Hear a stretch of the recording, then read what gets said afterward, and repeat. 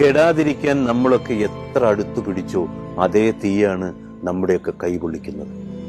ചതി എപ്പോഴും തിരിച്ചറിയാൻ പറ്റാത്തത് സ്നേഹമുള്ള മനസ്സിന് മാത്രമാണ്. അത് ചിലരുടെ പുഞ്ചിരിയിലും മറ്റു ചിലരുടെ കണ്ണുനീരിലും ഒളിഞ്ഞു കിടപ്പുണ്ട്. ചിരിച്ച മുഖത്തോടെ ചതിച്ചവരെ മറക്കില്ല.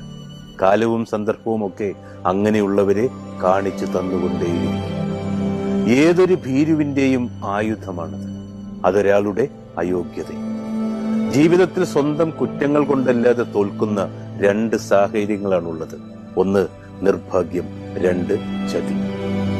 പറ്റിക്കപ്പെടുന്നതിനേക്കാൾ സങ്കടം ഇനിയൊരിക്കൽ പോലും അയാൾ പഴയ ആളല്ല എന്ന നീറുന്ന തിരിച്ചറിവാണ്. അവർക്ക് നൽകിയ ഇരിപ്പിടം ശൂന്യമായിരിക്കുന്നു എന്നത്. നമ്മെ തേടി വരുന്നവരെല്ലാം തുണയാണെന്ന് കരുതരുത്.